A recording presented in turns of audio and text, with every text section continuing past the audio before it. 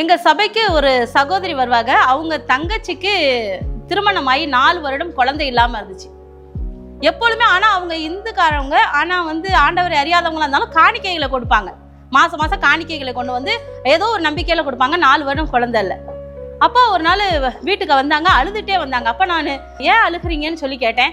அப்போ அவங்க சொன்னாங்க, எனக்கு ரொம்ப மனசு கஷ்டமா இருக்கு, எனக்கு 4 வருஷமா குழந்தை இல்லை, அதனால என் குடும்பத்துல ரொம்ப பிரச்சனைன்னு சொன்னாங்க. அவங்க அழுததை பார்த்தோன்னே எனக்கு ரொம்ப அழுக வந்துருச்சு.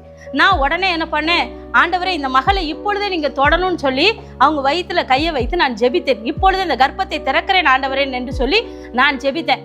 2 வாரம் கழிச்சு அவங்க சகோதரி ஆலயத்துக்கு என்னை கட்டி பிடிச்சி அழுதுட்டு இருந்தாங்க. அப்போ நான் சொன்னேன், என்ன எதுக்கு அழுறீங்க, உங்க வீட்டில் ஏதாவது பிரச்சனையா, ஏன் அழுகிறீங்கன்னு சொல்லி கேட்டேன். அப்போ அவங்க சொன்னாங்க, சிஸ்டர் என் தங்கச்சி இப்போ கன்சீவா இருக்காங்கன்னு சொன்னாங்க. ரொம்ப சந்தோஷமா இருந்துச்சு. உடனே சொன்னேன், ஸ்கேன் பண்ண போனீங்களான்னு கேட்டேன். அப்போ நாங்கள் இனிமேல் தான் ஸ்கேன் பண்ண போகணும்னு சொன்னாங்க. ஸ்கேன் பண்ணி போயிட்டு 2 வாரம் கழிச்சு திருப்பி ஸ்கேன் பண்ணிட்டு வந்து அவங்க சொன்னாங்க, என் தங்கச்சிக்கு ரெட்டை பிள்ளை உருவாயிருக்குன்னு சொன்னாங்க.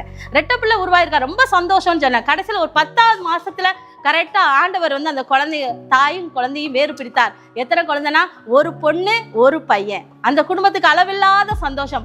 அவங்க அந்த குழந்தைய எடுத்துக்கிட்டு நேரா வீட்டுக்கு கூட போல, நேரா அந்த குழந்தைய ஹாஸ்பிட்டல்ல இருந்து டிஸ்சார்ஜ் பண்ணி சபைக்கு அந்த பிள்ளைய ஜெபம் பண்ணி கையில எடுத்துட்டு போனாங்க. கர்த்தரை நம்புகிறவர்கள் ஒரு நாள் வெட்கப்பட்டு போகவே மாட்டாங்க.